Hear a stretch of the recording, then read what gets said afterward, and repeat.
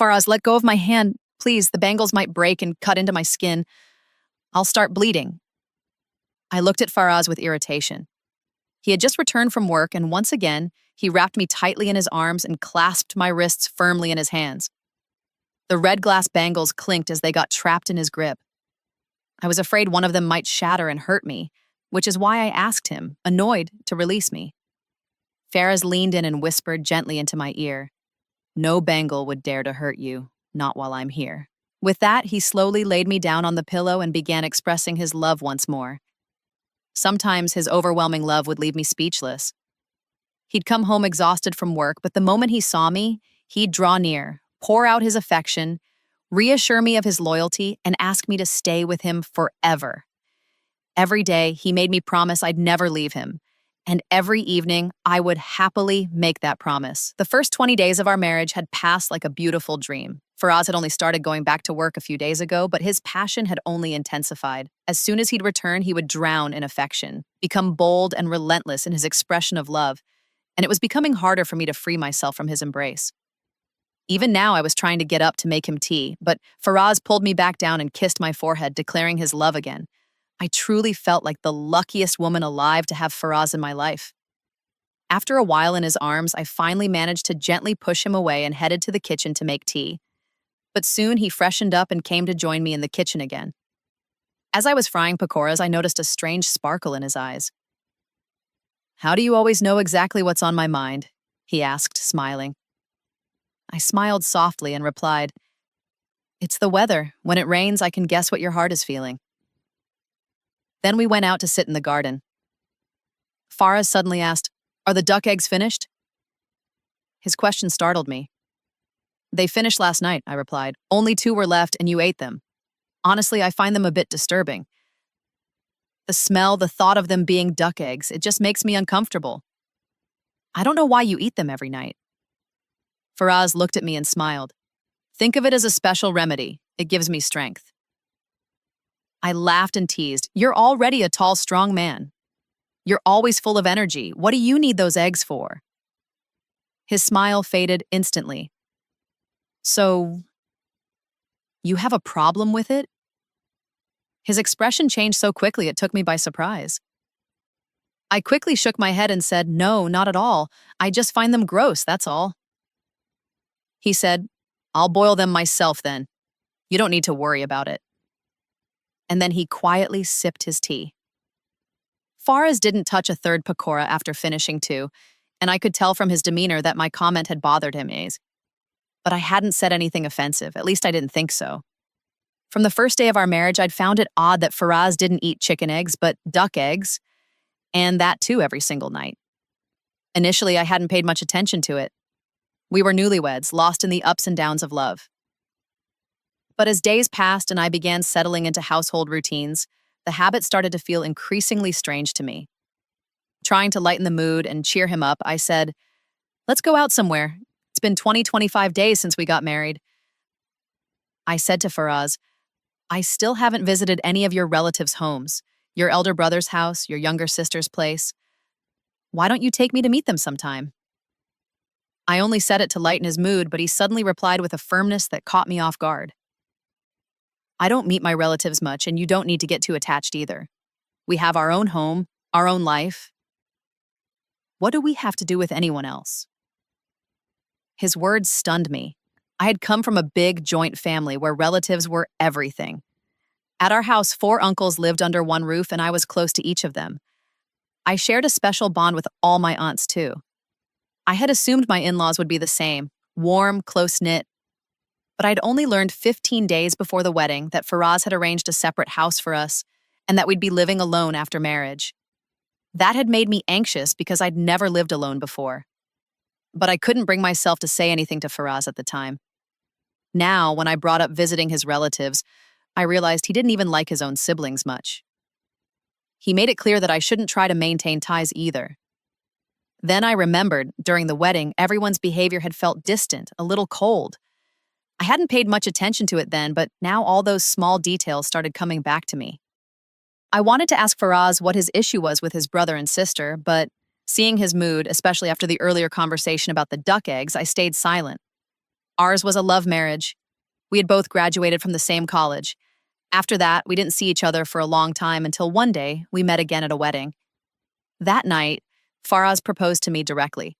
He told me he had loved me for years but never had the courage to say it. His confession was like sudden rain in a dry spell, unexpected and intense. I couldn't say no. He was handsome, educated, had a good job, and came from a decent family. So I asked him to send a proposal. His elder brother and sister-in-law came with the proposal and told my family that since their parents were no longer alive, they wanted Faraz to settle down soon. My family found no fault in Faraz, and just 2 months later, our wedding date was set. But instead of joining a lively, extended in-law family after marriage, I entered a big but solitary house, just me and Faraz. Still, his deep affection made me feel like the luckiest woman alive. However, whenever I mentioned meeting his family or suggested visiting his brother or sister-in-law, he always refused outright, and this time was no different. When I went quiet again, Faraz said, "If you really want to go out, let's go for some grocery shopping. You can pick up whatever you need. I'll grab some duck eggs while we're there." Since I had been home alone all day, I was genuinely eager to get out. Sitting beside Faraz in the car, we drove to a large supermarket. I picked up a few essentials for the house, and Faraz went to a particular shop to get duck eggs. He always bought them from the same place. Seeing how many he bought this time, I asked in surprise, "Why did you buy so many at once? Couldn't we just come back in a few days and get fresh ones?" He replied, "No, I eat them whenever I feel like it, not necessarily just at night." I asked, curiously, "What do you like so much about them? I've never seen anyone eat duck eggs so regularly." Faraz looked at me quietly and said, "Seems like you have a problem with my habit. If you want, I can stop." There was a coldness in his eyes, as if my question had offended him. I immediately felt embarrassed. No, it's nothing like that. I was just asking, that's all." Without saying anything more, he carefully placed the egg trays on the back seat of the car. After spending some time outside, we returned home. It was already evening, dinner was ready. We ate together, and then Faraz said, "You go to the bedroom. I'll boil the eggs and eat them here. I'll join you afterwards so you won't feel nauseated." There was still a slight coldness in his tone. I asked gently, "Faraz, are you upset?" "I was just casually saying it. You've never stopped me from doing anything, so why would I stop you from eating what you like?" He smiled and replied, "My love, if you accept all my habits just the way they are, then what could be better?" I smiled back. Once he left the room, I changed into a beautiful nightdress, applied perfume, got ready, and began waiting for him. Half an hour later, Faraz came to the room after eating and washing the dishes. He often did little chores around the house himself. Seeing me, his face lit up. "Tamana, you're truly wonderful. You always understand what's in my heart. I'm just afraid of losing you. Please, never leave me." He hugged me close, pouring out his love. I laughed and said, "You make me promise this every day. Where would I even go leaving you?" He replied, "It's just fear. Ever since my parents passed away, I live in fear of losing the people I love. I'm scared of losing any relationship." His words surprised me. He didn't even stay in touch with his own siblings, so which relationships was he so afraid of losing? If he truly valued relationships, wouldn't he at least maintain ties with his brother and sister? In the 25 days since our marriage, not once had any of his siblings visited us, nor had we gone to their place. I never even saw him talk to them on the phone. Maybe he did during office hours, but he never mentioned it. Still, it didn't feel right to raise the issue at that late hour. I didn't want to spoil his mood, especially after how sensitive he'd already seemed about the eggs. So, I changed the topic and we talked about love again. Faraz loved my bangles. He was playing with them even now. Then suddenly he expressed a strange desire. He said, "I don't want anyone between us right now, not even a third person." I looked at him, confused. He continued, "What I mean is, I don't want us to have a child right now. I want to spend a few peaceful years with just you. I want to feel your love deeply, so please, don't wish for a child just yet, Tamana." His words felt odd to me. I replied, "I understand not wanting kids for a few months, but a few years? Isn't that too much? A child strengthens a relationship. Why are you so afraid of this?" Faraz said, I just want us to give each other time. After that, we'll have our whole lives to carry responsibilities. I loved children deeply. I'd grown up in a joint family taking care of my uncle and aunt's kids. But my husband had now clearly told me that he didn't want a child for at least 4 to 5 years. That hurt me, yes, but I didn't show it. I just thought to myself, when it's God's will, it will happen. Our desires or fears can't stop what's destined. So I quietly rested my head on his shoulder. Faraz, as always, began playing with my hair and showering me with affection. The night passed slowly in his embrace. The next morning, I prepared breakfast for him. He asked, "Can you make 2 omelets as well?" I couldn't understand why he consumed so many eggs. He'd already had 2 the night before, and now again he wanted omelets for breakfast. Still, I reluctantly made them. I didn't like eggs to begin with, and thinking of duck eggs made me feel sick. After eating, Faraz said, "I'll be a bit late getting back from work today." Faraz said, "If you want, I can drop you off at your mother's place." I didn't feel like staying home alone either, so I agreed. "Sure, drop me at Amma's, but don't forget to pick me up tonight, okay? Don't leave me there by mistake." I said it in a playful tone, teasing him. Faraz immediately got up, took my hand, and said, "Why do you think I would forget you? The truth is, I'm more afraid that you might forget me." I smiled and replied, "As if you're someone a person could forget. How could I ever forget you?" He looked into my eyes and said, "That's exactly what I fear. That one day you might leave me." I reassured him, "That's impossible," and laughed as I went into the room to get ready. I packed my things, and Faraz dropped me off at my mother's house.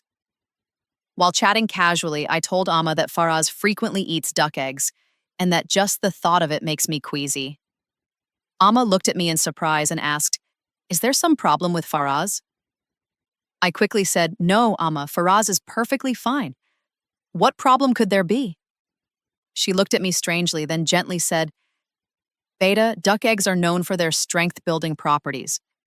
If Faraz eats them so often, could it be that he's compensating for some weakness? Are you hiding something?" I jumped at her assumption. "Amma, what are you saying? Faraz is perfectly normal. There's nothing wrong with him. I'm happy in my marriage." Hearing that, Amma looked a little relieved and said, "Maybe he just likes them, but tell me, have any of your in-laws invited you over, or have you not gone?" I softly told her, "Faraz doesn't really meet his siblings. He prefers that it's just the 2 of us, building our life together." Amma began to advise me, "Beta, relationships are important. Tell Faraz. Today it's just the 2 of you, but tomorrow, when you have a child, that child will ask about family. What will you say then? People will assume it's you who doesn't want to maintain ties with your in-laws." Her words made me recall what Faraz had said about not wanting children yet. Without thinking, I said, "Amma, Faraz has clearly told me that he doesn't want children for at least 4 to 5 years." Amma was shocked. What kind of man is this? Usually it's men who want children immediately after marriage, and if there are no children for years, it increases the chances of men drifting. Children help men stay emotionally grounded.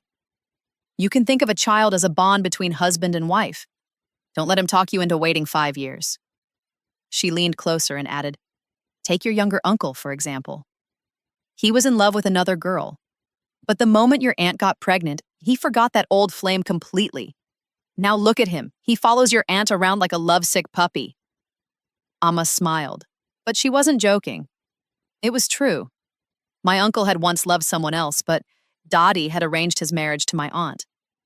At first, his behavior toward her wasn't kind, but the moment she got pregnant, his entire demeanor changed. When their son was born, it was as if the past never existed. Amma's words sank deep into my heart. I told her, "You're right, Amma. I love children too. Faraz just thinks a little differently, but once I get pregnant, he won't have a problem with it." Amma nodded. "Exactly. That's what I'm trying to tell you." That night, when I returned home, Amma's words were firmly planted in my mind. Whether Faraz wanted it or not, I had made up my mind. I would become a mother. And with the way Faraz loved me, it wasn't going to be long before I got pregnant. I came back from Amma's house full of hope, joy glowing on my face. 2 days later, we had to attend the wedding of one of Faraz's office colleagues. When we returned from the event, it was already 2:30 in the morning. I was utterly exhausted and was just about to lie down when Faraz headed toward the kitchen. I asked, "Faraz, where are you going at this hour?" He replied, "I forgot to eat my eggs. I'll just have them now and come to bed." I said, "For God's sake, it's almost 3 a.m.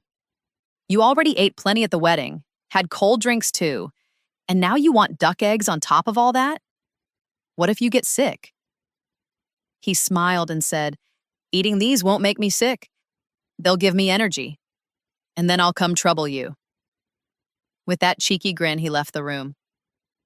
I held my head in frustration. I couldn't understand what kind of obsession he had with those eggs. He'd eat them late at night and then keep me from sleeping too. I was dead tired and desperate to sleep, but 20 minutes later, he returned after eating his eggs.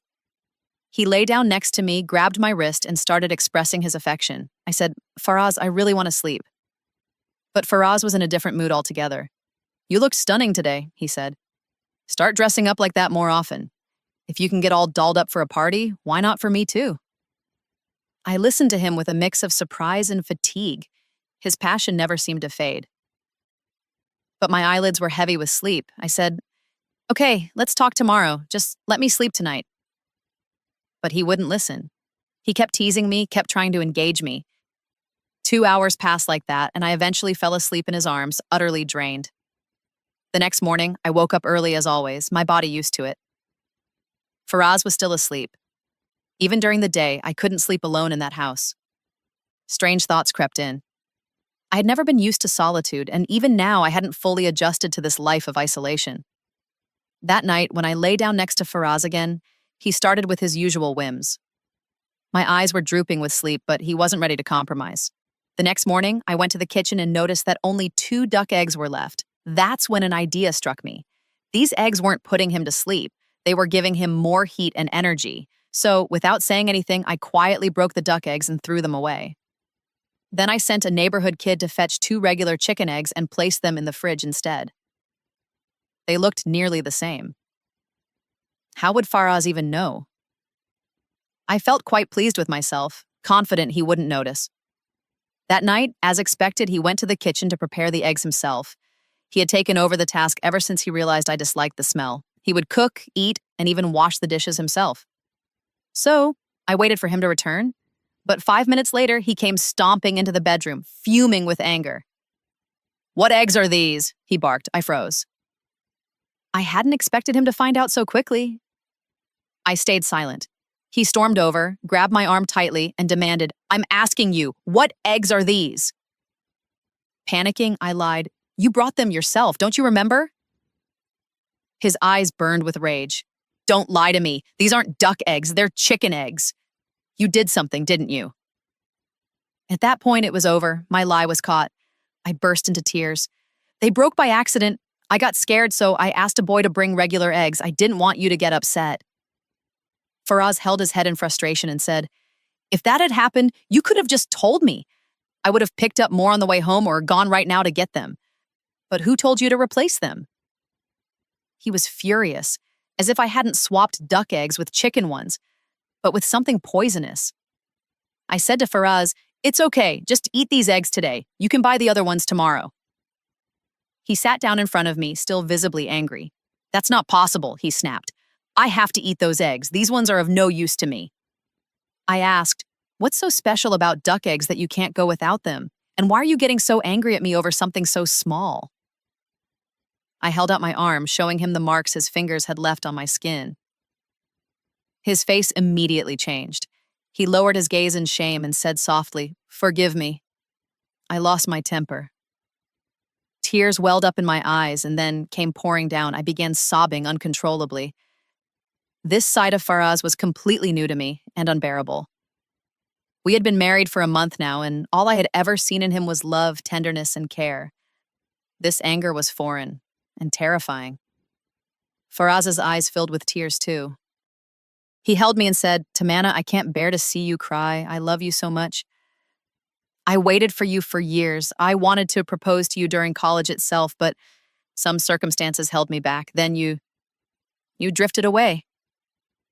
I remembered you every single day, prayed to be reunited with you.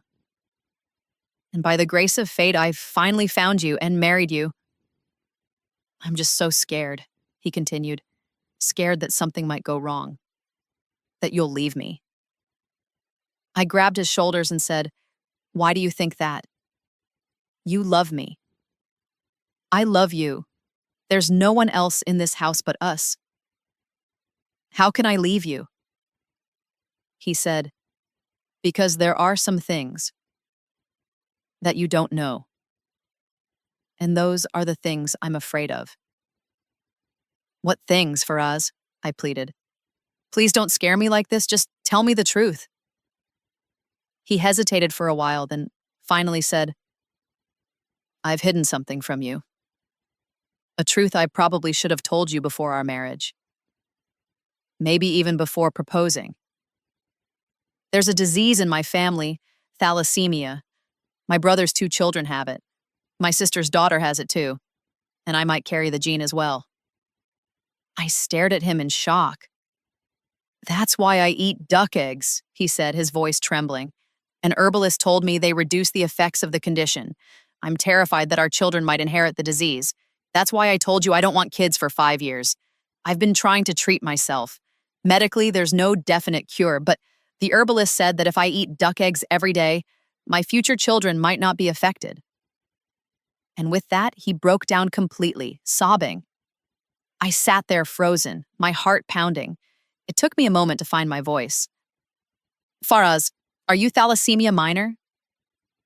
He looked at me and nodded, yes. It felt like the sky had collapsed over me. I knew enough to understand that if 2 thalassemia minors have a child, the baby has a high chance of being born with full-blown thalassemia. I said, "Why didn't you tell me this before, Faraz? I would have gotten tested too. God forbid if I'm a minor as well, our children's future would be destroyed. Before bringing any life into this world, we have to be responsible. Either we get treated or accept the possibility of remaining childless." "I'll get tested," I continued, "and only then will we decide what's next." Faraz looked at me with tear-filled eyes and said, "You're not going to leave me, are you? That's what I've always feared, that if you found out about this, you'd walk away. Forgive me. I became selfish in love. That's why I never took you to my siblings' homes either. I didn't want you to learn about their children and get frightened." Faraz said, I lost in the game of love. That's why I couldn't bring myself to tell you the truth." I comforted Faraz, and silently, I comforted myself as well. The very next day, we both went to a thalassemia center. I got tested, and by the grace of Allah, I was not a thalassemia carrier. Faraz, however, was confirmed to be thalassemia minor. But the doctor explained that since I wasn't a carrier, there was no certainty that our child would be affected. I told Faraz, "We will place our trust in Allah. We'll pray, we'll beg and plead before Him that our child remains safe from this illness." After that, Faraz finally took me to visit his elder brother's home and then to his sister's. There had never been any rift in their relationships. Faraz had simply kept me away because he wanted to hide the truth. Seeing his nieces and nephews moved me deeply. They were beautiful, lovely children, yet they were fighting a painful battle with illness. A quiet fear settled into my heart. What if our child faced something like this too? That's when I expressed a wish to Faraz. I told him I wanted to perform Umrah before becoming a mother. I wanted to stand before Allah and cry my heart out in prayer. Faraz agreed without hesitation. We went for Umrah together. For 15 days, we lived in peace and spiritual calm. I prayed with all my heart that my child would be born healthy and free of disease. 3 months after our return, I found out I was expecting. Faraz would spend hours on the prayer mat, crying and making heartfelt du'as for our unborn child. Then 9 months later, I held a beautiful baby girl in my arms. All her medical tests were done, and the results came back clear. She was completely healthy. Upon hearing this, Faraz fell into prostration, thanking Allah over and over. He pulled me into his arms, expressing his love and gratitude, and thanked me for not leaving him, even after learning the truth. I told him, "Those who truly love don't leave halfway." Believe me, Faraz, I will stand by you until my very last breath. He smiled at my words. I, too, was filled with gratitude to Allah for the immense mercy He had shown us. But today, I want to say this to all of you. Before starting married life, please, please get some essential and basic health tests done. Because when two people come together and create a new life, that life can face many unseen struggles, especially when it comes to genetic diseases like thalassemia. This is not an ordinary illness. There's no cure for it. And if two thalassemia minors marry, the life of their child can become a lifelong trial. So I beg you, for the sake of your future children, get tested before marriage so that your little ones don't have to spend their entire lives in pain and suffering.